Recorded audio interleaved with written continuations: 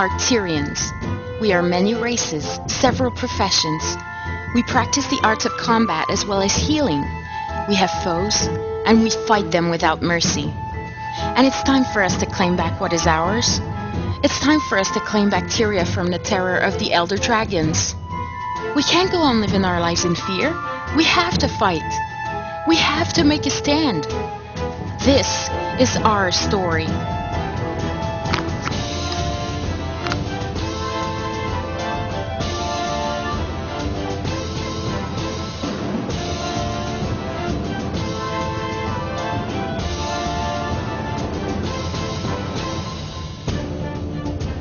Alright everyone, thank you for coming out to Chronicles of Tyria Podcast, episode number 33, even though I wrote 32 in the notes.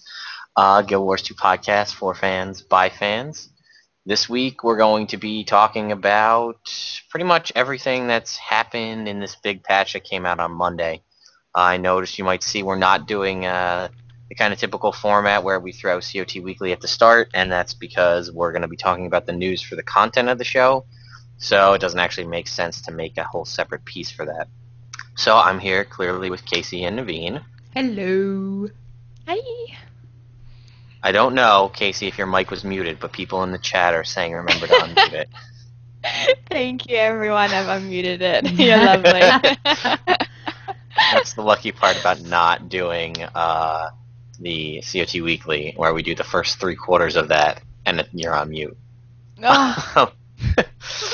But I'd like to thank everybody right now that's in the chat, because we actually look like we got a full house, or just very talkative people. So thank you everybody who's came out to watch us live. I know we're a little bit later than usual. Sorry, that's my fault. I got a brand new freezer. Yeah. I had a great deal. We talked all about it. Oh yeah. Excellent. It was worth $500, and it was sold to me for $80. Yay! Yeah. So, again, to start off, just to get you guys an idea, we're going to talk about, there's some news outside of the patch, talk about the patch, what we thought about it, what we played in, that kind of a thing. It's the main goal for today's podcast. So once again, thank you, ArenaNet, first of all, for plugging the contest that I'm going to have Naveen talk about in a second, because that's blown up our YouTube page over like 3,000 views in the past 2 days, like 15 subscribers in the past 2 days. It's been ridiculous.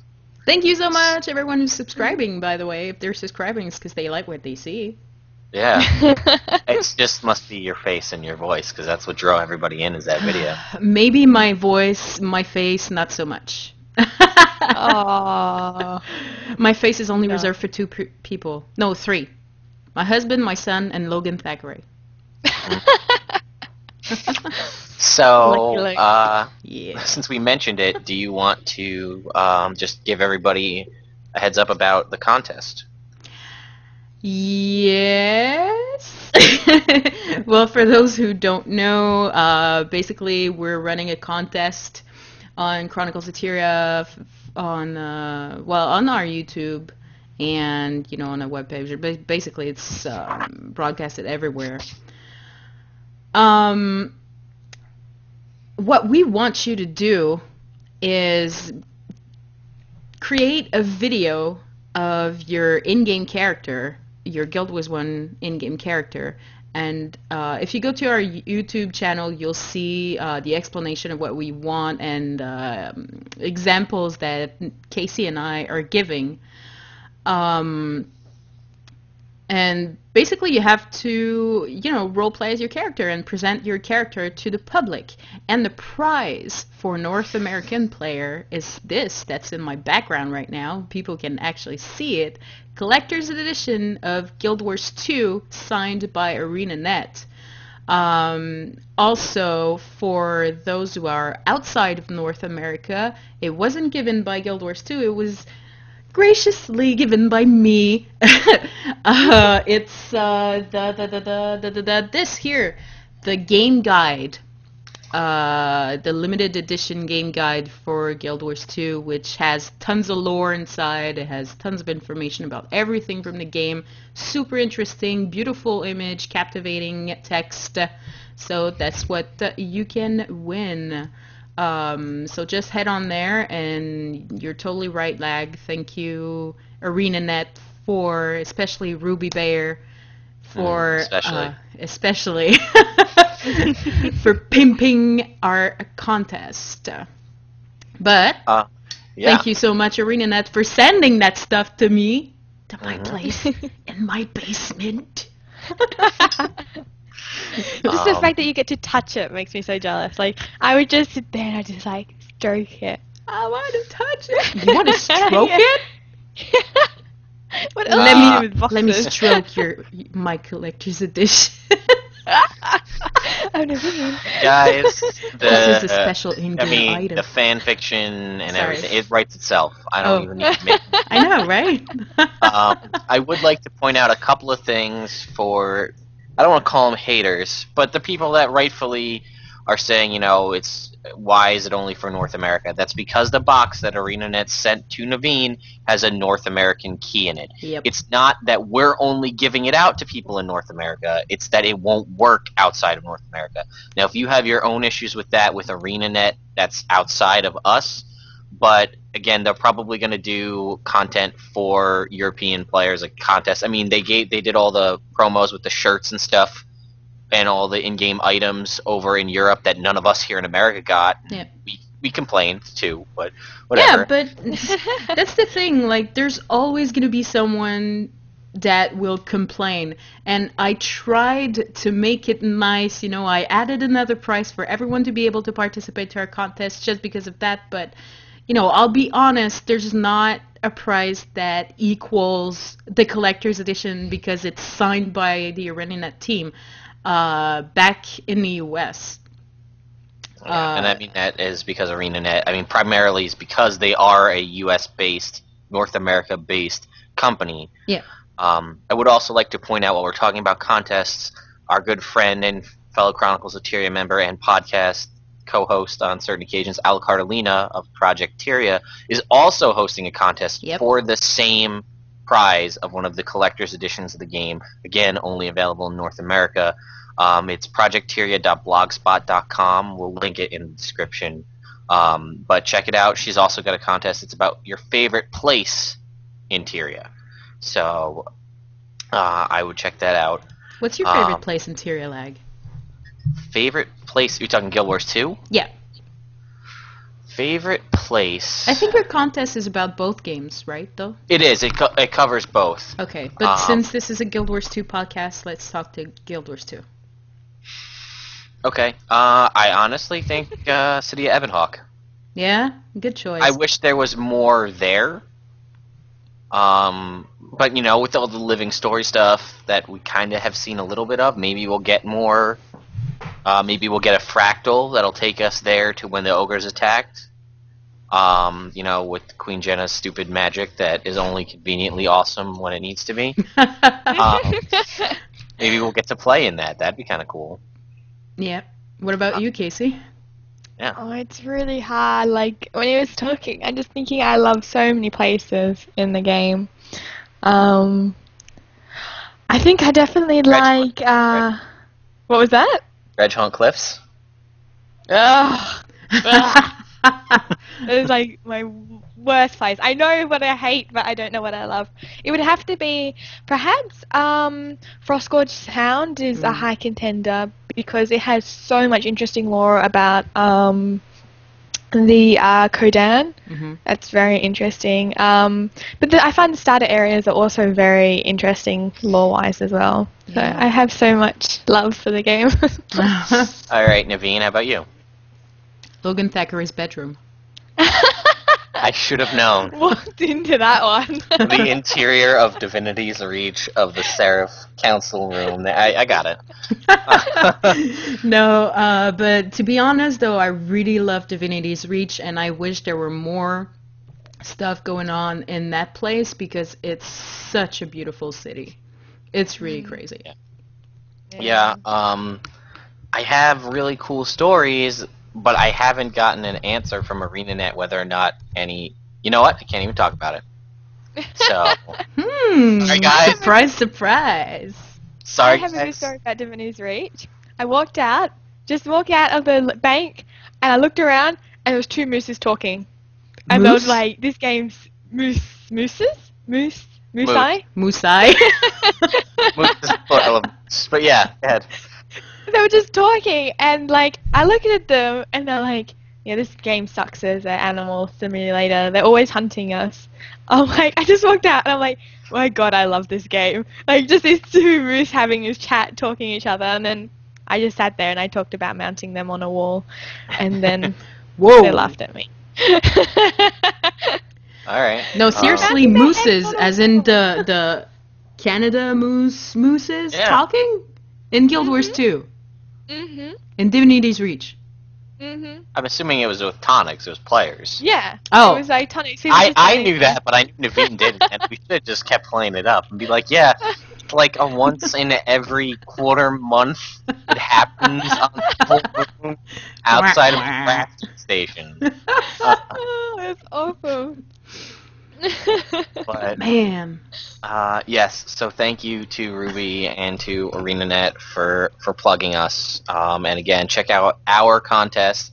Oh, and I'd also like to point out, in case anybody brings it up again, the reason that I didn't do a video and they did is 1, because I wasn't asked, but 2, I probably wouldn't have done it anyway. So,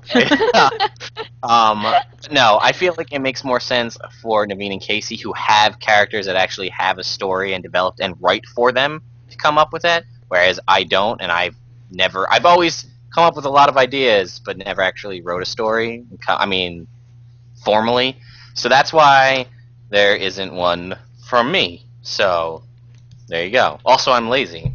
So, also that. No, the reason why I didn't tell anyone but Kaysee is because I really wanted to surprise everyone, including the people from chroniclesoftyria, the administrators, the writers, the podcasters. But I also didn't want to do everything by myself and just give one kind of example. And I knew that Kaysee is very good with, video editing and stuff, so I asked her. Also because I really love Kaysee. She's awesome. Also, I knew about it anyway, but I was very good about keeping it secret because the videos were on our YouTube page, but I didn't. Oh, that's true. I saw them weeks ago, but I didn't say anything. But anyway, I would like to point out Dint, our previous podcast host, is in the chat with us, and he's yelling at me in caps to tell everybody about his character that he's going to be writing for. We talked about it a little bit today. His is going to be about a worshipper or one of the witness of Thomas Engine, is what his character video story is going to be about that he's submitting for our contest. Nice. I can't wait. So, as we all know, it's holds a place close to my heart, anything dealing with Thomas Engine. So, anyway. So, shout-outs. I have 3. One is, I believe, his name is Kierr. It's Kierr. He may even be in the chat watching live. I met him. He was one of the first people that recognized me running around in World vs. World as Lagwyn. So that was cool. First little shot of fame for myself. And he did just ask me. Yeah, he said he really likes our podcast, so I told him I would shout out to him, and he said he would be watching live. He was trying to get in before. I think that might be him. I don't even know how you pronounce that.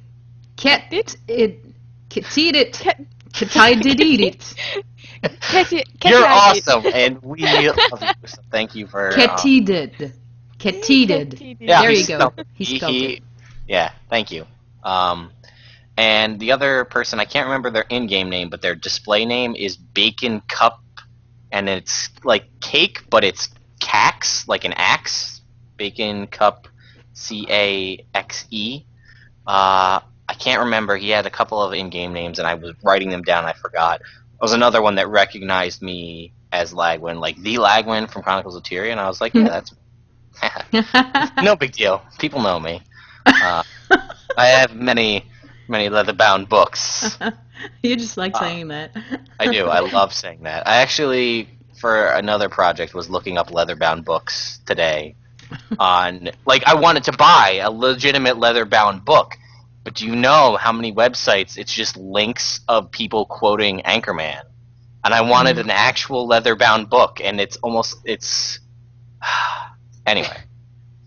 And my third shout-out is to Dolphy, my sort of celebrity crush in the Guild Wars community. Everybody knows we often reference all of her stuff because she has great content, covers everything up to date for Guild Wars. I actually played with her in World vs. World. She is, one, very good World vs. World player, and two, like, super nice and friendly to people that are like, oh my, and I wasn't the only one. There's like all caps, oh my god, Dolphy in the chat. And she's like, just types a smiley face and like, running around like listening to the commanders and taking keeps and stuff. It was a good time. So I like people like that. Yeah, I told her I would shout out to her. I doubt she'll watch, but if she does, hey Dolphy. Because I've talked to some famous people online. I won't name names because that would be mean, but some of them are jerks. I'm sorry, but they think they're all that, and they're not. It's like, we're not making the big bucks here. I don't live in Hollywood, okay? I'm in my basement right now, and I'm not making 1 cent from this. Okay, maybe 63 cents, but not more. Here's Naveen telling it how it is. Oh, yeah, thanks. Yeah. Dint flatters me too much in the chat, and Dint and I, as well as most of my friends from home, have a big connection to the movie Mean Girls. And Naveen said I could shout out to my dog, so I'm actually going to shout out to... Shout out to your bitches, Lagwyn. Shout out to them. And, yeah, Dint wrote, I hear Lagwyn's character is insured for $100,000. One time I saw Lagwyn wearing profane armor and flip-flops, so I started wearing profane armor and flip-flops. Time Lag pulled me in PvP, it was awesome. Yes, and actually that's why one of the engineers that I made that's also linked to Thomas Engine's name is Regina Engine from Regina George from Mean Girls. But anyway, those are my shout-outs. Thank you, everybody who, if you have friends and you think they'd be interested, please point them our way. More subscribers equals more goofy videos for us to put out for you guys, or other contests and things. We've been building a stockpile of prizes for events and things. So, please, some more subscribers, more views, things like that gives us a chance to do more events to give stuff away. I love you, people. Of videos or in-game things or what have you. So, Kaysee, how about you? Shoutouts. Yeah, I have 3. Mm-hmm. First one is I was really lucky, and I was asked to go back to the Guildmag podcast, which is starting up again, which is, I'm pretty sure it's still being called Dynamically Spoken. Mm-hmm. And I'm doing it with Valiant from Guildmag, who is a really nice guy, really down to earth. A new guy, and we're going to be starting kind of like a new series of Guildmag. So if you guys would like to support me, I'd really appreciate that. If you can come to Guildmag, check out the podcast, check out their content, that'd be really wonderful. Yeah, so that was my self-plug for the week. I think I filled up my quota. The second one... out quick for your second one, that doesn't mean that she's not going to do CoT Podcast. Yeah. Oh, no. Yeah. So, but if she ever switches... then she's dead to us. But other than that, what's your next shout-out, Kaysee? It's they're only short podcasts, and they're like probably about 20 minutes each, just discussion. So I really still am focusing on Chroniclesoftyria. This is just like what's it called? My mistress? I don't know. Anyway. Cheating on us. Now I feel like a bad person again. She means nothing to me, baby. She's just a fling. You're my true love.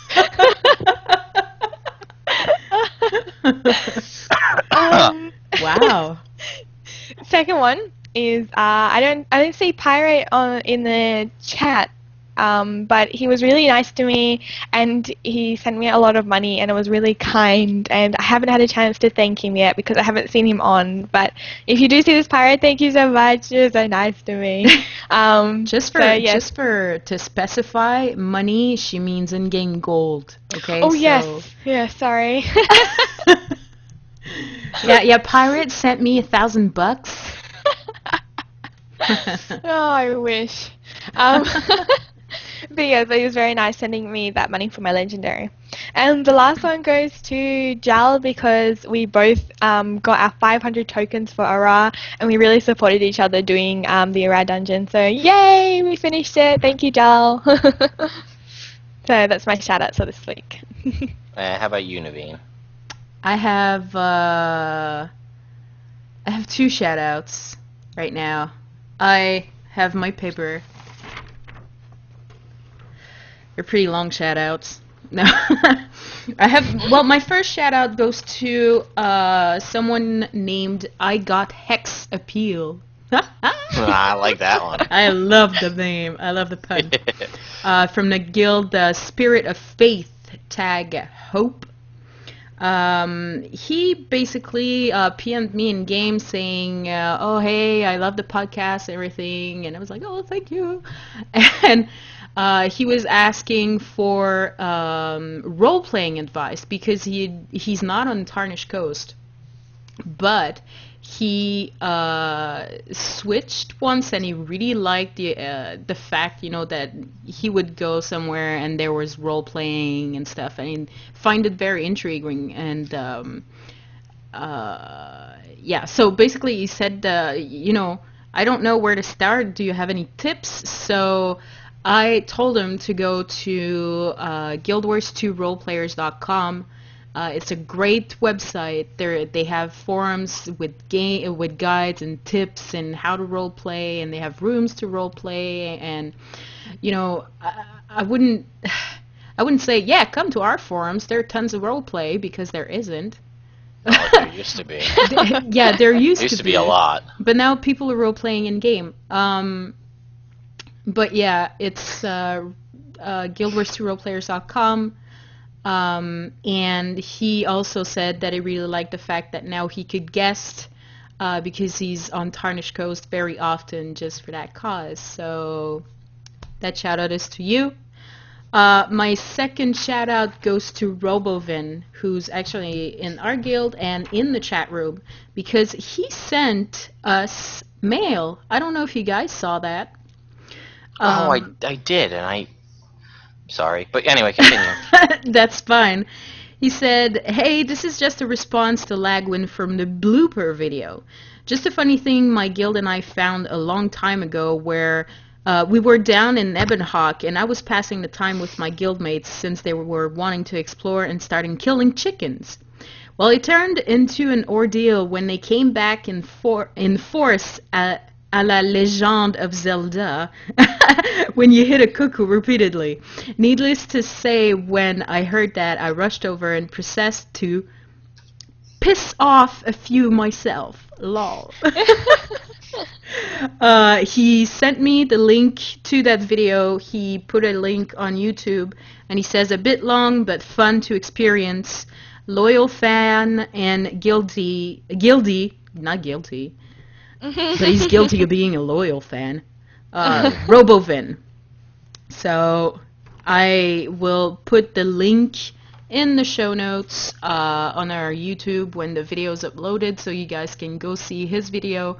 I looked at it, and it's pretty funny. Yeah, it's a pretty good video. I watched it too. Yeah, that's cool. Because I remember the first time I was like, oh, a chicken, and then you hit it, and then it's like, oh, it won't die. Oh, wait, it has a health bar, and then it won't die. But then you're like, what the hell? And you're like, swat, swat, swat. But then there's a ton of chicken going after it, and I'm like, no. And I'm like, oh my god, Legend of Zelda. That's crazy. Reminds me of a meme that was showing that Link would be unstoppable, and he was wearing an armor of just cuckoos all over his body, like Yeah. that was his armor. I saw that. Yeah. I'd also like to shout out real quick to Corey or Zan for sitting in the chat For an hour waited. while he waited. While waiting till he checked Facebook that we postponed. So sorry. I'm for that. sorry, Zan. I love you. Anyway, do you had another one, or was that it? No, that's it. Okay. So again, if you guys would like to get a shout out from us, either hit us up in game. That is an awesome shirt, Joel. I'm gonna actually link that in the show notes as well. Just for people that don't pay attention to the podcast, they're gonna be like, "What is that about?" So yeah. So if you guys would like a shout out, you can send us cool videos, pictures. Just send us a mail about anything. You can comment on our Facebook page. Yeah. Any of the ways you can normally contact us. That's what. Especially if you're like, hey, are you so and so from Chronicles of Tyria? If you like hit us up in game and make us feel special, then you definitely get a shout out. Yeah. Like a super shout out. If that was a thing, you would get that. Yeah. Super shout out. And also, thank you to the people that are planning on submitting videos for the contest. There's actually one already submitted on our Facebook page. I don't know if you guys saw that. Yeah, no, I didn't see it. I didn't watch it, but I saw that it was there. Yeah? Oh, okay. Yeah, I'll watch it after Jory the show. Beecher. So thank you for that. Yeah. We'll have to take a look at it later. We had 2 more submissions. Okay. But, So, again, thank you guys. So, alright, so onto the content of the show. So, Monday, as everybody knows, big content dropped from ArenaNet. And I love that they kind of understate it. They're like, it's going to be a small patch. We're going to have a couple of small patches, small patch January, small patch February, small patch March. And then the show notes are like this big. Yeah. Well, I guess if you have to see it on the screen, it's like this big. One time we were told we were going to get expansions worth, and then it was like, oh yeah, just a small one. Yeah. We take that back. Yeah. Well, actually, before we get into that, let's just talk over some news quick. One, something small, mandatory password changes are coming soon. ArenaNet, as you know, all about keeping everything secure and safe for all their players so their accounts don't get stolen, their information, identities don't get hacked or anything like that. So be on the lookout for that. We'll post a link in the show notes, but there's a blog post about it. Updates to dungeons are coming, which for those of you who don't excuse me, for those of you who don't know, currently there's already an update where you can't waypoint back to in like any regular dungeon. You can't waypoint if somebody in your party is in combat. So every dungeon is like immensely harder now. So good thing you guys got your Aura tokens when you did, because would have been a little difficult. You don't seem very happy. Yeah, they removed that. Good. Jal and I did it after the patch. Oh, you did? And it's not too bad. Like, the biggest problem is when you're running, like, through the mobs, and if someone gets to the other side and is safe, everyone can port and try again. But, you can't port until someone is safe at the end or not being attacked by mobs. It does make it a little bit harder, for sure. Yeah, they were saying, and I get it, their point of it was dungeons are supposed to be focused on close-knit teamwork. And it's true, you're only in there with 5 people, so your team is important. Not necessarily the makeup, but the communication and the way things are worked out. And the old mentality kind of, and I get it, was what they were calling res rushing, where one person kites the boss, and if everybody dies, they just res and then run back while that guy kites and keeps the boss in combat. Mm-hmm. And then it doesn't really matter as long as one person can stay alive. And I know I've been on both ends of that, the person staying alive and the person running back. Mm-hmm. Like, okay, I'll go in, drop all my heavy AoEs, then die and respawn and come back while one person keeps it alive. And that isn't really what the game's about. Their whole mentality of being about combat and being interactive and paying attention, dodging the red rings and things like that. So I get it. It sucks in the aspect that we're used to it for 4 or 5 months, but, players won't know, and we're just going to have to get used to it. Yeah, well, like you said, it's like just a few months, and at least they're not changing that a year in the making, you know. Then I'm pretty sure there's a lot of people who would have been, you guys are nerfing everything. I hate your game. And then they change it back. That's impression. Yeah. There will be a Phase 2, though, and I'll just read the short little blurb. Phase 2 of our dungeon evolution will see a lot of changes to bosses and enemies. We plan on taking a good, hard look at the health values and mechanics of our elites and bosses, and in turn, how we reward players for time investment and risk. This will include looking into every boss in our dungeons and seeing what we can do to enhance the gameplay in order to make more memorable and strategic encounters. And then they have a link to the dungeon forum where you can post ideas and things like that. So what do you guys think? Changing the way bosses are working, their health and all that stuff, what do you think? Well, they're changing stuff because there's got to be a purpose to it, you know. It's like they're not making just these changes because they say, oh, well, okay, this game's too easy. Let's step it up a notch, because that would be ridiculous, because even though, like, our guild, we're used to go dungeon running and stuff, and, you know, we know the tricks, and then we give each other tips, and then we say, okay, you do this and do that. So the dungeon doesn't seem bad for us, like, raw. At first you're like, oh my god, I'm gonna die, this is the worst dungeon ever! But frankly, like, when you play, you know, when you have your tactics and when you know what you're doing, it's pretty easy. It's a breeze, you know, almost. But then you got the people who are not used to it, and they spend 4 hours in one dungeon when they should have been done in like 45 minutes. I think if they would, you know, if they change stuff constantly like that, it's gonna create chaos with the new players, and they don't want to do that, that's for sure. So there's got to be a reason why they're nerfing these type of gameplays, you know. It's that's what.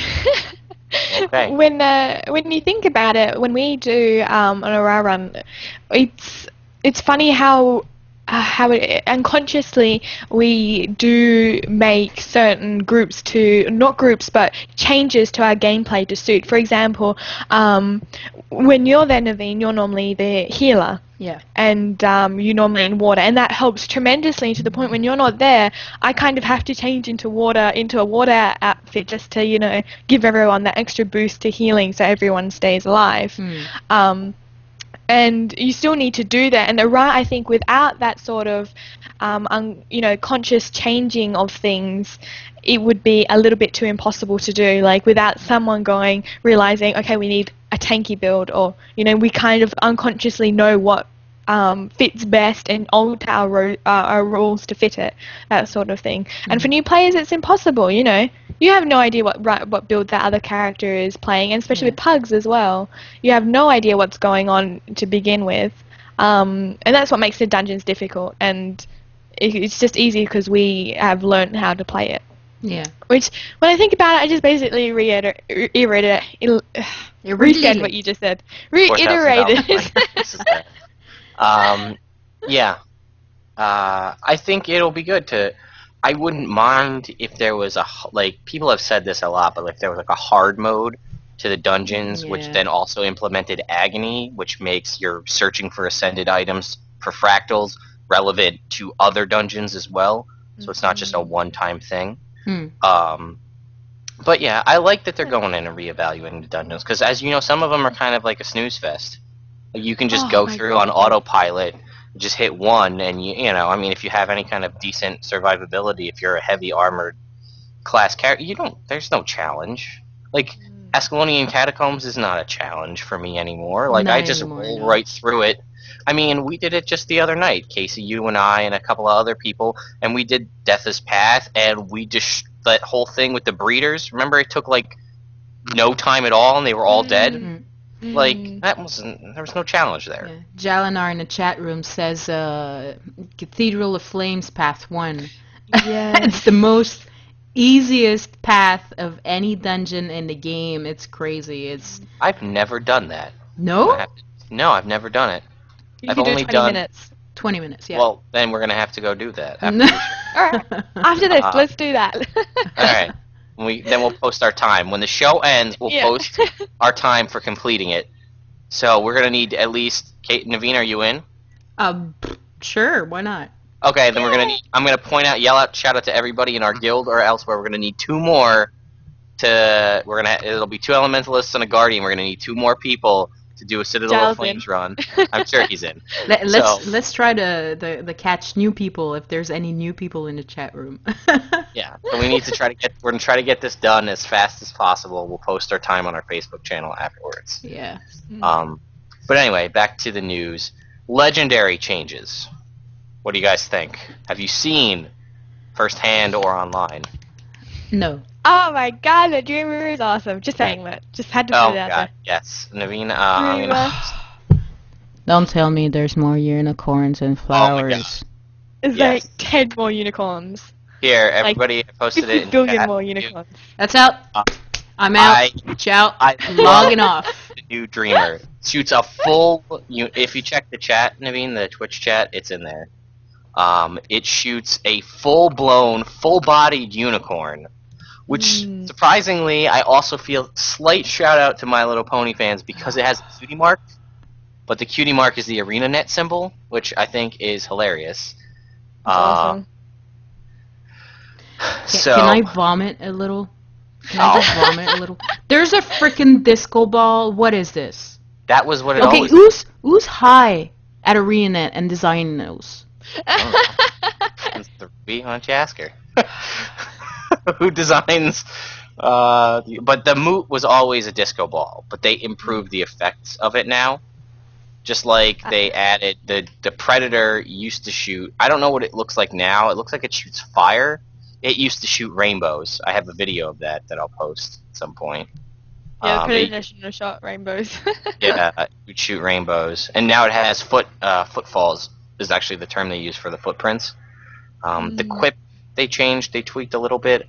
I personally think they tweaked the Bifrost from a video that I have taken. I haven't uploaded yet. That has the Sylvari character that was holding it look to me. I haven't watched it since as like a kind of see-through transparent rainbow. So that's kind of cool. So no, it isn't. Whatever.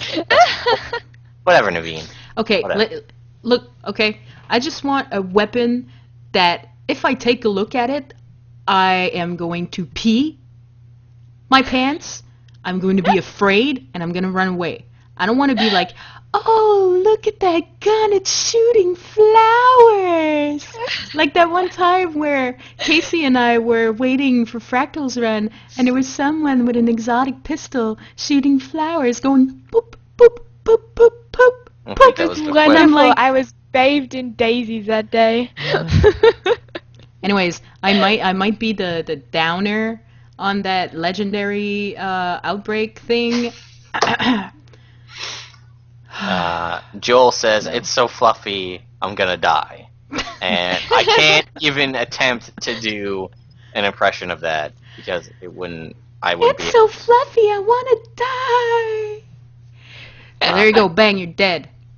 I want to be killed by something that looks like it could destroy me. Yeah, but isn't it more disgraceful and you feel more ashamed when you're shot and killed by a rainbow? I'm dead, I don't care. Why do you care if you want to get killed by something that could destroy you? Yes. You care. Because I don't want to be like, this girl got killed by a unicorn. Grr. There's a lot of people who are going to hate me now. They're going to send me hate mail. Naveen at chroniclesoftyria.com, by the way. Send me the hate mail. I'll read it on the podcast and give you my impressions. You heard it here first, folks. Anyway, so now that that's over, yes, please. Let's move on to the actual content, Yay. like the main focus of the content, which was the living story, the Flame and Frost Prelude. Let me just tell you right off, I have not been playing as much as I would like to ever There's since. nothing to play. Yeah, I played like for 20 minutes Well, actually, with you guys. Plus, we Yeah. had Caleb from Tyria After Dark with us. Which is And part we of kind the of- guessing that they added. Yeah, and we was like, "Oh my god, you're on our server! Oh my god, that is so cool! Oh my god!" That guesting is the most wonderful thing ever. Mm. Too bad it Um, doesn't work for World versus World, though. yeah, I don't care about that. He's waving at me like, "Pfft, whatevs." Yeah, but I haven't played much, so I've only seen a few things. So Well, why don't, since Kaysee and I have played a little bit more, yeah, why don't you talk about what you have seen? Because you saw the least amount. I saw signs. I saw the sign, and it opened up my mind. It showed me where the refugees were going to, and I followed them. Oh, I saw the sign, and I hit it with a hammer. I saw the sign, then it goes black up. And I went to the other signs, because there's like 201 map. Okay, break it down now, Naveen. I saw the sign, and it opened up my mind, and I followed. Okay. Oh, Lagwyn's done. He quit the show. He's turning in his chair, and he's going away. Sorry. Shucks.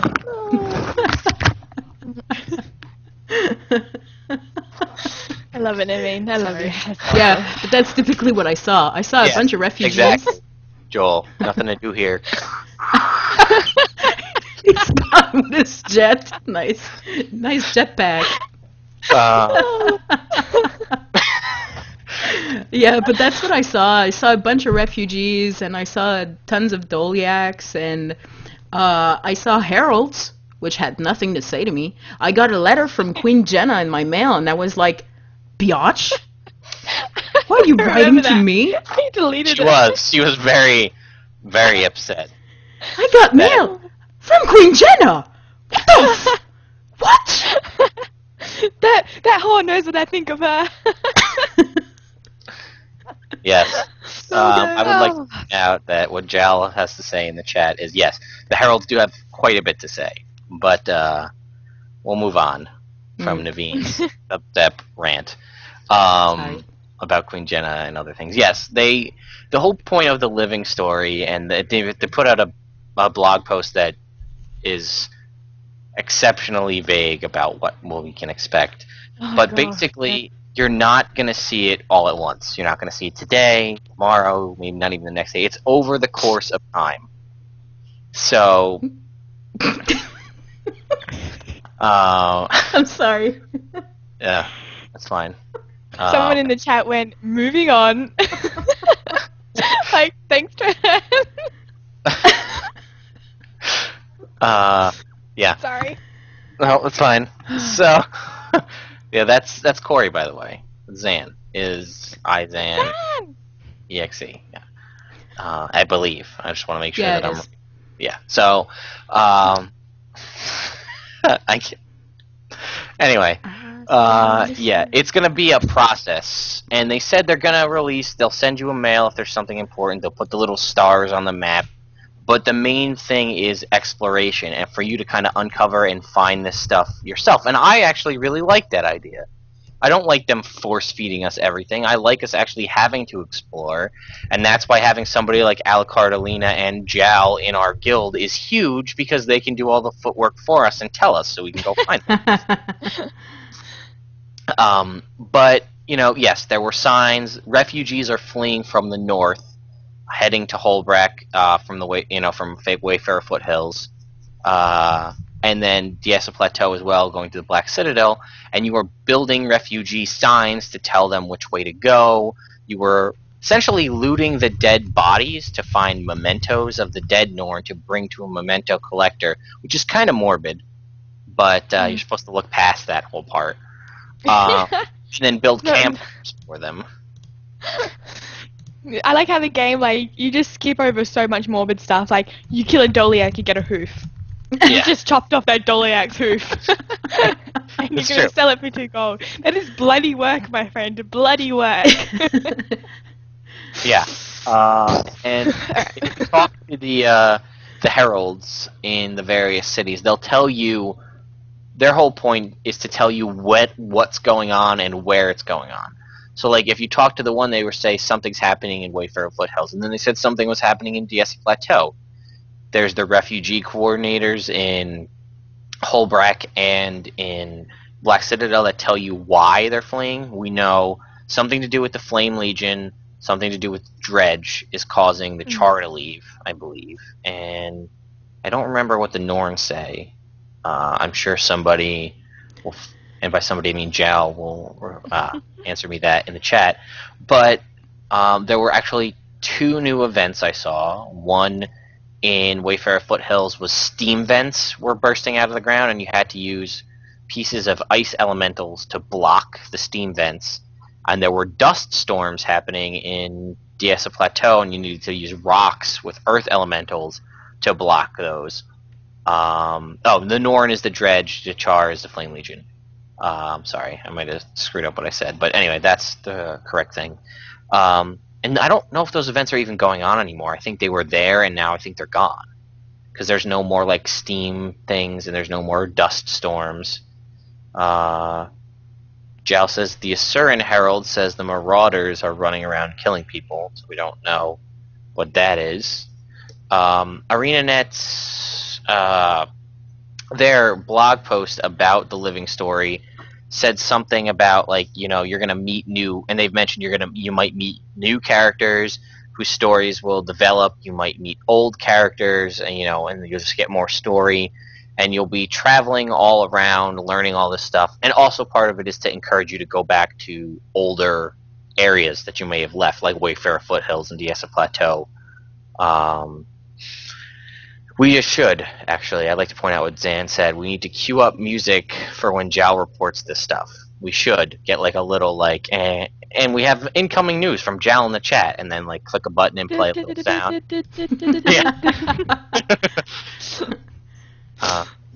It's Jal time. Yeah, we'll work on that. It's a little bit epic. Yeah. Just a little. So we've got, Mayo. what did they say? Leaders in these cities are considering how to mobilize a response, but for the moment, chaos reigns and a great danger brews just below the surface. One day soon, and then they said, oops, no spoilers. So they also said, for example, at some point over the next few months, and they say months several often, so it's going to be a while. Yeah. You will meet a Blood Legion soldier named Rox, who is training with Ritlock in the Black Citadel. She and Ritlock will be responding to the She and Ritlock will be responding to the refugee situation. Will help you to help you to secure Blood Legion assets in the danger zone. Bow chicka bow wow. Baka baka bow wow. Is Ritlock gonna get some? Bow chicka Oh. Do they purr? Do they purr? I don't know. Yeah, Rox, R-O-X, correct, Zan. They also make a point to point out it's not like the holiday events, where they were like major big things that happened all at once. These are kind of going to be little things over the course of several months. Mm. This is interesting stuff in the chat. So, because the Living Story is designed to be an organic experience, the story content will at times proceed with much less fanfare than our holiday or major events. You'll witness the citizens of Tyria living their lives, fighting their foes, making good and bad decisions, and paying the consequences for them. And if you choose, you can be a friend who sees them through their darkest hour and joins them in their celebration. They also say they're going to be adding Living Story achievements. So they already had the one, which was the volunteer achievement, which was putting up signs and things like that. They'll give titles and rewards specific to them. They'll put the gold stars on your map to help figure that out. Stuff like that. So this is they basically point out that this is kind of a teaser. So, like I said, I like the concept of this. And what's cool is if this does actually change the world the way they're toting it to do, it's something that new players, like a year down the road, won't know what it used to be like when we started playing the game. Yeah, I find it's very interesting. Like it's nice, and even if you're role playing in game, your characters in Divinity's Reach, she spends some time there, and all that stuff is happening, and it won't happen again. So basically, your character just walks out, goes to the back citadel, it's just like, whoa, wait a second, what happened here? And then hears about all that story that's happening. Meanwhile, your Guildy's character is where that place is happening and is experiencing all of that. It's mind-blowing. It's like, it's cool. It's like real life. It's like, I want to live in Tyria. If only. Naveen, you have to hack off a Doliak's foot whenever you kill it. I'll hack off you the really wanna live Doliak's foot. I don't mind. For Logan. I didn't want to say it. I'll hack off 100 Doliak's feet. It gets me into Tyria. Yeah, that's right. Do you know if you could get through that? My son I'll do will it be for you, transformed into Quaggan. I'll do it for you, Kaysee. I tell you what. You just have to give me, the profits, my 2 copper pieces that I get from all the Doliak hooves that I sell. I'll chop them off for you. So, alright, I think that's pretty much it from what we've actually experienced for the living story. If anybody has anything that they've experienced that's listening to the show after the fact, send us an email, because honestly, for our own, because we don't get to play, and we're doing other stuff. We're not sitting in Diessa Plateau and Wayfarer Foothills for hours waiting to see if, a new NPC, his name changed, he's got a name now, look out, that might be important. Yeah. I have something. Okay. Lion's Arch, the statue is rebuilt. That's true, yeah. And there are Norns next to it, and I just happened to pass by, and they were talking about the new statue, but I don't know what they were talking about. But they were ending their conversation, and it's like you can't see it in chat, in the chat window. It's just a conversation that you overhear, So I'm like, damn you, game! No, I want to know. But I had to log out, so I don't know what they're saying. So I'm sorry. After the podcast, I'll go check that out, and then we'll do Cedar Little Flames. Maybe we'll do that first. Yeah. Alright. How about the gem store items? What do you guys think? Baby Can I Quaggan, pass? backpack? Can I pass on that? You guys talk Sure. about the Quaggan. I don't give a damn. Okay, Kaysee? Elephant in the Thoughts? room, Quaggan. I love it. I think it's adorable. I think Okay. it's not really... It's hard for me to equip it to a character because it's not really, lore friendly. But... oh, Naveen. Actually, from that angle, it looked like it would have got you, Kaysee, on the stream. Yeah, for those listening on a podcast, I just shot myself in the head. That's why. Yeah. I pretended I got splattered. That's why I made that noise, not because I farted or anything like that. Yeah, that's Anyway, Chronicles Podcast, ladies and gentlemen. I fart all the time on the podcast. Knows no bounds. Anyway, Kaysee, Quaggan backpack. It's really hard for me to equip to a character because when would my characters ever wear something like that? Like, from a role-playing point of view, realism, I love it. I think it's the most adorable thing, and when people run past it, the Quaggan moving, flopping around like that, I love it. I just want to stare at it was a nice that. addition. Yeah, that's true. I think the best part of this whole thing is the Kaysee Quaggan backpack impression that we have recorded for the world to see. That's It would nice. go right along with the swimming, Kaysee singing, which I'm actually going to go back in now and edit that out. And How put much that. is the Quaggan backpack on the 300.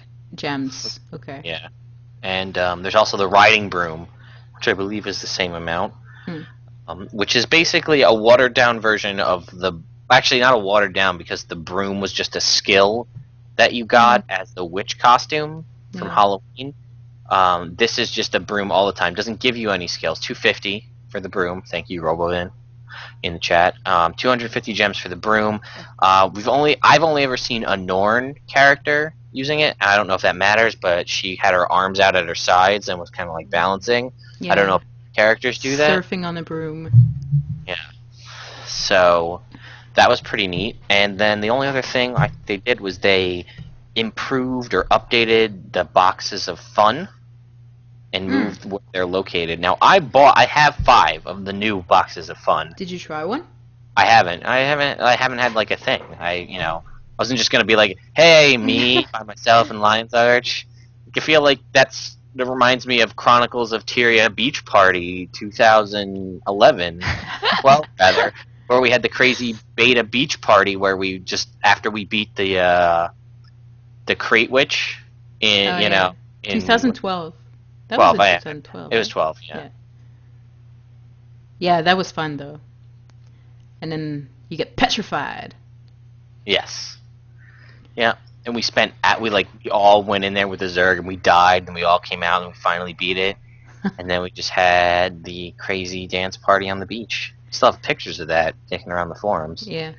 Someone in the chat room, I think it's Mischi, sorry if I'm mispronouncing this, saying, regarding the Broom and other races, Asura characters hold on for dear life, nearly flying off the thing.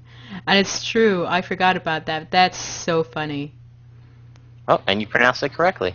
Yes! Do I get a Logan Thackeray kiss for that? I hope. Anyway, moving on. I'm still desperate. Anyway. So, moving on. Laurels and achievements. What do you guys think? I think this is a great idea. That's what we needed to do the achievement.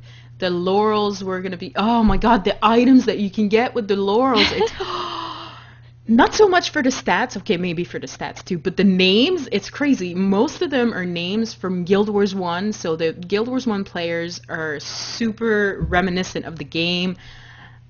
Is that the word? Anyways, yeah, yes, Zan is saying, Cryan is saying, Thackeray Family Crest. I would like to say, Thackeray Family Crest. Report to Naveen. Family Thackeray Press. Report to Naveen. Thank you. But you can get so many items. It's crazy. And thank you, ArenaNet, for implementing that, adding that, and that's all, folks. Yeah. There are some there are some days where I'm like, I'm not gonna do my daily. I don't care. And monthly. I don't want to go to World versus World. The laurels are gonna be a good incentive for people to actually do their daily, which now changed daily, and do the monthly. So yay! Yeah. If you guys actually, Wooden Potatoes put out a video. I think it's called like Rambling On About Laurels. He actually talks a lot about the lore kind of behind the different necklaces, because the rings don't have any flavor text, but the necklaces do. The back pieces do as well. But yeah, I would check that out. I like a lot of things. I've been checking, and it pretty much seems that everybody is waiting to get a neck piece, like an amulet, because as far as I know, nobody that I've seen has bought anything else. So I want to know what's in some of the things, but nobody's bought them anywhere on the internet that I've seen to tell me what's in them. Like, there's the one thing that the starter kits for crafting, which all of us are pretty much assuming means like, it'll give you, like, if you're a weaponsmith, it'll give you like probably the lowest tier, like green wood, and then like copper, the stuff you need to make that. But it's a one-time purchase for your account. So does that mean that if you buy it once, every character on your account, when they choose a crafting profession, gets that stuff? I don't know, but nobody has it. I think it's like 3, maybe, or 2 or 3 laurels to get it. So nobody's got that because everybody wants to get the necklace, because that's the only way to get a necklace right now. You can get the rings from fractals. And it seems like people want you to get, ArenaNet wants you to get the necklaces first, because the rings cost 35 laurels and the necklaces cost 30. There's the boosts. There's a magic find boost, a karma boost, and a coin boost, which is the first time we see a coin boost but they're separate, so you could stack that magic find boost, 30% magic find, I think it is, plus the 50% magic find boost. So in boosts alone, you could be at 80%, and then with a good food, you could be at 100% magic find without actually having to change your gear. I want to ask you a question. Have you noticed any difference with magic find? Because I haven't. Use it. I don't use it anymore. People People I hear do pretty well with it. I think Like, I notice a difference, especially in crafting components.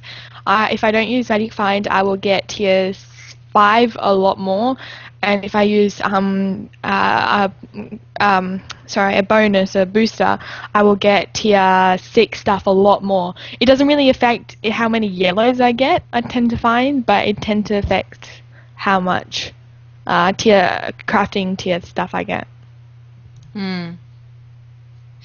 Yeah, I've heard, like, it's an issue, and I know other podcasts have talked about it, specifically Tales of Tyria, that people will announce, like, I'm using Magic Find gear when they go to do a dungeon, because essentially you are nerfing yourself, because you're losing out on whatever that other stat that would be boosted from your gear. Yeah. And normally people don't buy an exotic set of Magic Find gear. I mean, I wouldn't spend that kind of money. Well, I know I wouldn't go in a dungeon with a magic find outfit. I was gonna say outfit. Yeah, that's but fine. yeah, let's call it an outfit. Because I really like to go in full support mode when I'm in a dungeon, and if I am gonna sacrifice just a tiny bit of those stats, it's gonna make a lot of difference in my build, especially. So there's no way that I'm gonna go in a dungeon unless someone else wants to run support, but I really like to play support, so I'm never gonna try. Well, never say never, but I'm never gonna try, or hardly ever gonna try, Magic Find in a dungeon. Yeah, I've done it. I didn't notice much of a difference. Wasn't there a forum post or something about a guy saying that they realize that Magic Finder at the moment isn't very team orientated or something like that, and they're going to do something to make it more social, something like that? Oh yeah. Yeah, I think so, because people were getting chastised for using Magic Find gear. Because, you know, people are like, stop using Magic Find gear. You're hurting the party because you're only in it for yourself with your Magic Find gear. I think that's selfish of them. Not the Magic Find gear users, but the other people. It's like, if I want to use a build that I want to use, I'm going to use it, and if you don't like it, I'm going to find another party. If you want to share Magic Find, there are guild upgrades for that. But the part of it is that I agree 100% with you, Naveen. He's not cheating. It's in the game for a reason. It's in the game to be used. Yeah. He's not doing anything outside of it. But the problem is, you might say, in a theoretical world, I'll find somebody else, but nobody else. If you get marked as like, that guy uses Magic Find gear, you're not getting a party, because people will be like, you know, I don't play with that guy. I played with him. He uses Magic Find gear. He doesn't care about, you know. And, you know, you're not technically in it for yourself, but you kind of are. And, like, that's like, there's a whole Reddit thread about a guy who's like, I use Magic Find gear. And, like, it's just like a flaming wall of people being like, oh my god, how could you do that? Yeah.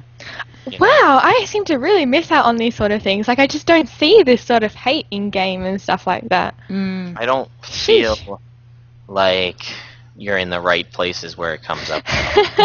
Maybe I just block it from my mind. Well, I also do a lot of scouring of the internet for things related to Guild Wars for the weekly news piece. Yeah. So I'm in pretty much everywhere. I'm pretty well connected to what's going on. And that's like, it's a big thing. It's a big issue with a lot of people. We don't really see it because not a lot of us really use Magic Find as much anymore. I have a full set that I keep in my bag that I haven't used in 3 months. Right. And I'm like on the fence every time I go to craft, like to salvage something. I'm like, do I do it? Do I try to get some ectos? I don't know. But here's the thing, like, ArenaNet made the game especially to get, well, not especially, but one of the main thing about the game was to get rid of the Holy Trinity. if you're expecting someone that's a warrior to come in and be like, oh yeah, he's gonna be our tank. He's gonna be the one who's gonna protect me, who's gonna kite the boss, who's gonna, pull aggro, and that's not gonna happen because that warrior could be running a whole different build. So does it really matter that that he has gear that has magic flying on him? Like, he could be running in a dungeon with you guys with a whole different build to, do a lot of damage, but have very, very little toughness. So he'd be as squishy as my elementalist, So that's where I'm like, I don't know. It wouldn't even matter to me if I had someone in my party that had magic find. But I do see, I do understand what you mean, Lagwyn, about, the whole Reddit thread where people are like, oh my god, he's leeching, or not leeching, but he's like... But his thread, I think, was called, like, Confessions of a Magic Find Leecher. I like that. But, yeah, I mean, I don't know. But then I've also heard people say, like, using a magic find gear is like playing the game on hard mode.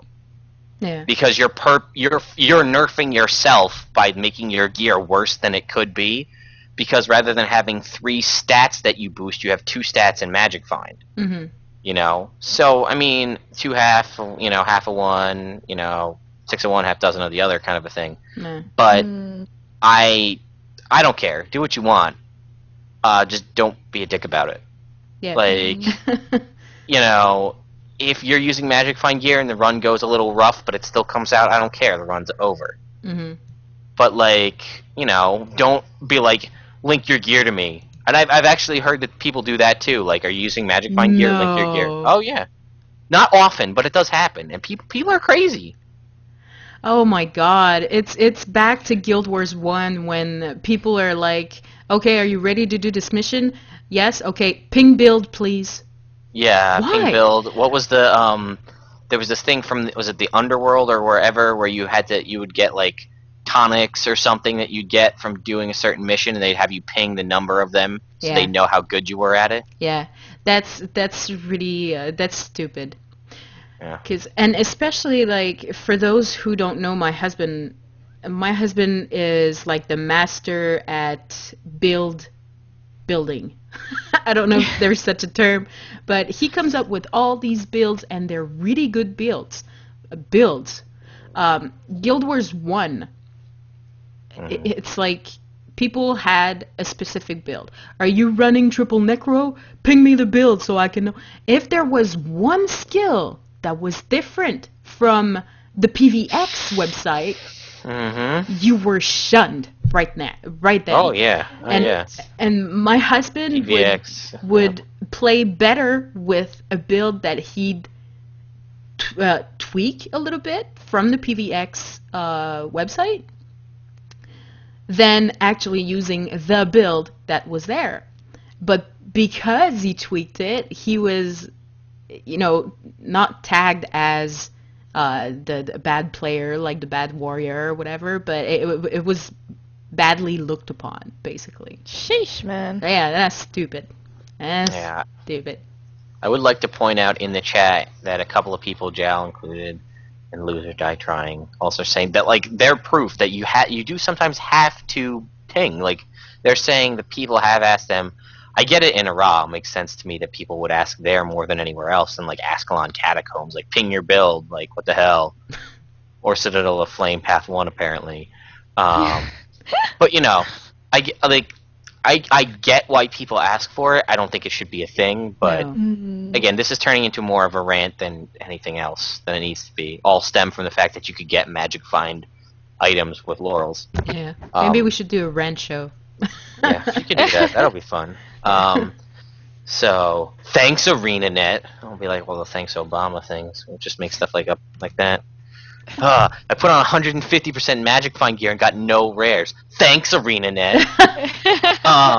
Something like that. No. That'd actually be a really funny video. We should do that. Maybe that'll be part of an April Fool's thing. No. Whatever. I have anyway, a collector's edition signed by ArenaNet on my desk. I'm not doing a video hating ArenaNet, even if it's April Fool's.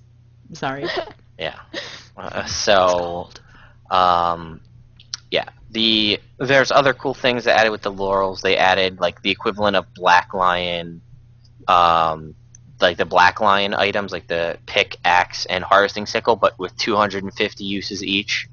Which is pretty cool. They do have level restrictions now. They updated it so they have level restrictions. And then there's also crafting material bags you can get, and it goes from 1 to 6. So it gets you, I don't know what the random number of crafting materials that you get from those bags. You know, it's pretty cool. There's the Endless Mystery Cat Tonic and the 2 mini pets. Geodolphin, something Von Snuffles, the third, whatever it is. Chauncey Von Snuffles, I believe. Yeah. We're mixing the names with the cat golems. Yeah, the cat golems. Meow, meow, meow, meow. So, pretty cool stuff. I love the Laurel system. It's good because the fact that it's limited to only monthlies and dailies to get them means that you're not going to have people, like, everybody's in the same boat right now. Like, everybody's at 3 to 4 Laurels, unless you're somehow some kind of freakish superhuman, you already have your February monthly. I don't even know how that would be possible. No. I don't think it is, but I don't think it is because the daily. Oh, that's true. It can't be. You're right. It has to be stretched out because it's got daily. Completing your dailies is one of the monthlies. So, which is kind of a bit. It's one of those things I worry about. Like, you can't do it all in one go or in a couple days. I mean, what if you can't get to the computer for half the month? How many dailies is it going to need to finish? It's a bit of. Anyway. Yeah. So, all right. Ore updates. I don't know who's been to Ore.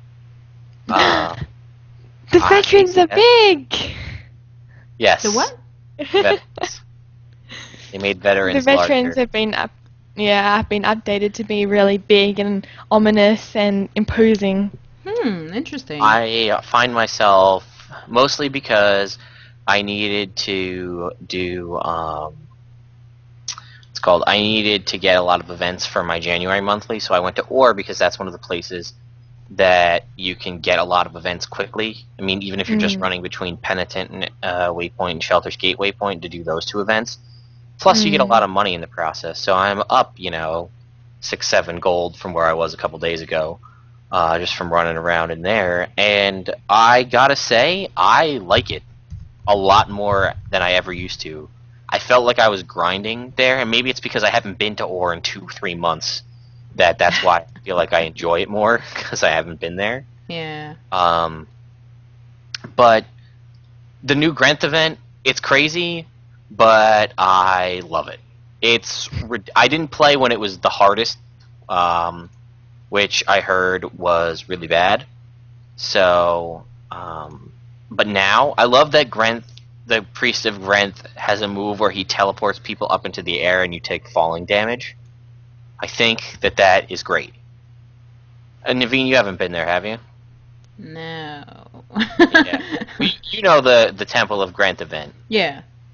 Basically, he has a mass AoE like ice attack, and then he has another one where like it's almost impossible to see. It's like a big red circle shows up, and if you're in it, it just like disappears, and then eventually you'll be teleported up, and then you fall and take falling damage. And if you die, if you take enough damage where you die, falling damage, you don't go into a down state, you just die. Whoa, what? It's probably outside of some things in the fractals and like the Claw of Jormag, but honestly, I think it's my favorite fight because it has it's most dynamic with the most cool kind of has the most kind of, I guess, dynamics to it. It's different than anything I've seen in the game so far, and it's an update to an old thing that people were really used to. Yeah. Also makes you maybe want to consider putting on the take 50% less damage from falling. Yeah. Yeah. So, yeah, Death Shroud absorbs falling damage. There's lots of cool ways to get around it, but I love it. It's great. I've done it probably, I think I did it prior to the past week, like twice ever, and I've done it like 5 times in the past 2 days, and I love it. Huh.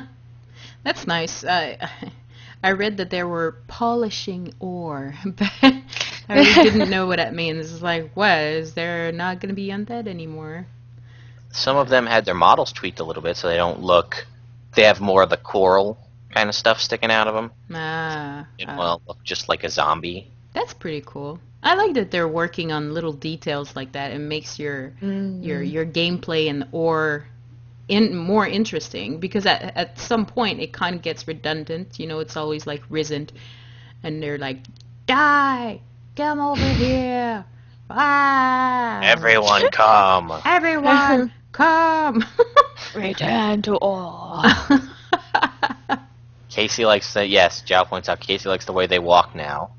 They walk different? They're creepy. Oh yeah? Like, I don't know how you do it. It's like... They're like shambling zombies. Ah. Yeah, it really looks creepy when they're running towards you. Like before, when they walked, they were like upright gentlemen. But now they're like hunched over and creepy. And when they run, it's like this hunched over kind of... I don't know, but it's creepy. It's really cool. That's pretty cool. Good, yeah. Yeah, they added statues, and I don't know if they were there. They were there. The small statues of the human gods that are around that kind of show where, you know, who's got the favor of it, and they've added new effects to kind of visually show in the area, like if it's under, like if it's been taken or if it's being contested, things like that. And I think they added the new waypoints. They added a waypoint in Cursed Shore and Straits of Malcor that will always be uncontested. So there'll always be a place that you can waypoint to get in there, which is cool. They really need to put one near the Murder Dreams waypoint. Just make a Murder Dreams waypoint uncontested all the time, so you can go. The thing is, like with the falling damage, if you die from falling damage, like you said, you don't get a down state, and then you got to run. Last time I did it, I walked in, got hit by shades, half health, then dropped, then died, and I just ran. I had to run back. Half the time I spent running, so bummer. Just need one closer. I meant Straits of Malcor. Sorry, Joe. Pulling you up on it again. Just blank him out from the chat. And they adjusted all the different temples and things. I've done the... I've actually seen the fight for the... I said Straits of... Oh, whatever, Straits... I don't care. Jal, I'm done with you. I've actually fought in the... what's it called? The temple where you go in to get into the actual dungeon for a Ra. I've actually seen that up and like pop up several times. So that was pretty cool. And they tweaked most of the temples and things like that. They added the Orion jewelry boxes to all the karma vendors, which I think is 4,500 karma, and it has a chance to give you exotic mini pet. It has a chance to give you random lodestones. You can get other things that give you karma back. You can get stuff that you can sell for gold. They drop heavy moldy bags more often, which is huge because you can get tier 6 materials from that, which has caused a lot of the tier 6 materials and some lodestones and stuff to kind of drop down in price a little bit. Thank God. Not enough, in my opinion. No, I'm combining them both, Jal, and they're going to be a new super zone, Straits of Malcor. Done. Yes, the lodestone prices have not dropped enough, in my mind. That's what I was saying. I think that I want my lodestone prices to go down, since all the exotic weapons I want to craft use charged lodestones, which... everything cool uses charged lodestones. So, yeah. And like, I'm like, oh, I want to craft screw legendaries. I'm gonna craft Mjolnir, the lightning hammer, and it's like 350 charged lodestones. And I was like, oh, that's more expensive than most legendaries. Forget it. I'm gonna craft a cool guardian hammer, 150 charged lodestones. I'm like, I'm out. I'm done. I'm waiting for new legendaries, because forget it. Well, they just came out with some, like, unicorns. No, that's just tweaks to the old ones. Oh. So, you want brand new ones? Yes, brand new ones. And I also have heard that the temples, the chests at the end of the temples are giving new exotic items that they didn't before. So that's pretty cool. And I guess they said they adjusted the loot tables to the risen, like the regular risens. So I don't know if they added much else to it in the patch notes. Oh, there was the culling update for World vs. World, which I actually haven't played World vs. World since the update, so I haven't really noticed the new culling method. It's not helping. Oh, no? According to Dan, it's not really helping very much. Okay. I know they tweaked Lion Guard Lynn's. The aid for the Free City of Lions, Arch. Will you donate? You know, that chick that I hate. She's right up there with, it's like a little raisin people. Hey, don't hate on the raisin people. So, use your captain's commendations to get Black Lion keys anymore. With best thing that she had. So, that sucks. Oh, maybe they're gonna add stuff to her. Maybe. Like a giant tape on her mouth. I do like to point out, I don't know if anybody has been to, Sparkify Fen, where there's that ancient shark Pistrix, the big shark that's underwater, that has like the 3 or 4 other sharks. Well, I don't know if you've been there recently, but the sharks have been coming up on land. Yeah, they call them the land sharks, yeah. Yeah, so they said, and I quote, "The terror of ancient shark Pistrix and his gang of land sharks has finally come to an end." Nice. So that's good. And they did a bunch of tweaks to the different professions. I don't think there was anything major. I just kind of glanced through them. I didn't see any huge, game-changing updates. Did you guys notice anything to any... Well, you guys both play Elementalists. Did you notice anything to the Elementalists? They changed the magnetic grasp skill so that it's 2 skills, so you can immobilize and then you tap it again to leap to the person instead of immobilizing and leaping, which is actually a lot better because it was broken half the time where you would immobilize them, try and leap to them, and then you would bug out a little bit, go a bit spastic, and then it didn't really work, so I never really used it. So so now when you use it, it's a lot better because you can use just as an immobilize, but it can also be used separately as a leaping. It's a lot better, Yeah, I noticed they tweaked a couple of things that were glitches in the game, and they kind of made me sad. But there was like the Elementalist Evasive Arcana, and there's a Guardian one. I think it was Selfless Daring. I think it was called. Where they were where you do the roll, and it does when you dodge, it doesn't affect. For whatever reason, it wasn't supposed to happen. But when you are immobilized, if you did that, you would still roll, and it would break your immobilize, and it wasn't supposed to. But they fixed that. So, oh well. We said they updated the legendaries. It's SPVP or Temple of the Storm week in SPVP. Mm-hmm. So, here's something else I don't know about. Yeah, I haven't gone into SPVP at all. I don't like. So, I know they changed. I remember we read it in the preview event that they tweaked like the way the tournaments are set up, and at the end of I think this week, Temple of the Silent Storms, the Coden level will be added into the permanent rotation for tournaments. Yeah, I think that is it for updates. Yeah, but they added guesting. Yeah, I think that's it. Guesting is pretty self-explanatory. Yeah. It's awesome. It'll let us play with Tyria After Dark people. Yep. Mostly Caleb. Actually, only Caleb. But I did get a message from Nick. Yeah. He messaged me at 5 o'clock in the morning, my time, Yeah, it say, was 10 his time, so... hit me up if you want to do some dungeons with me. Yeah. So I was like, oh, okay. Yay. Thanks. If you really want to do dungeons with him, I think it's going to be on the weekends because he's in England, so it's like 5 hours ahead of us. Yeah. Mm-hmm. And So. yeah. It's gonna be like Lovegood and play with us all the time, Yeah. regardless. So, alright, I think, unless you guys have anything that you want to touch on, and kind of wrap this up. Can I touch on Logan Thackeray?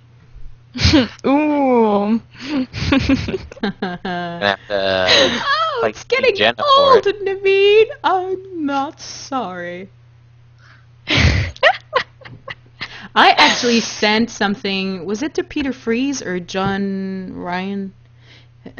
On Twitter, he said he had an idea for a short story while in the rush hour, but then he didn't have time to write about it. And I was like, "Oh, you're writing a short story about my character in Logan Thackeray? That's awesome! Thank you so much. I'm so sad you won't be able to write about it." And he I gather you didn't get a reply. I did get a reply though. Oh. You did? Yeah. I can't remember exactly what I said. What he said. I would figure you would have had that Please committed stop. to memory. No, it's added to my favorites because my memory's like super bad.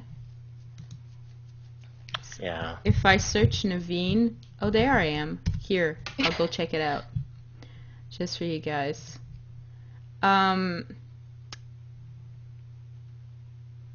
View conversation. There you go. Okay. Oh, it's Peter Freeze. I had another idea for a short story I'm never going to write this morning during the rush hour commute. So I said, does it involve my character and Logan Thackeray? Aw, thank you. Sad it won't be written, though. And then he said, I'm just being pessimistic. Or realistic. So little time. So I'm like, aha, I know. I'm just being a dreamer. Winky face. Sigh, Logan. Well, either way, hope you can find some time to write. Smiley face. And then he favorited it. Oh, man. Yes! Hello, Mr. Freeze. Mr. Freeze! Chill out. Okay. That was my awful Mr. Freeze, Arnold Schwarzenegger. Was that Batman Forever impersonation? That's funny. Anyway, so I think we're going to wrap this up as it's about that time. So be sure to, spam us in game for your sort of little Flame Path 1 run. But for Chronicles of Tyria, episode number 33, I'm Lagwyn. I'm Kaysee. And I'm Naveen Thackeray. And on that Yeah, note, you wish. we'll see you next time. Bye.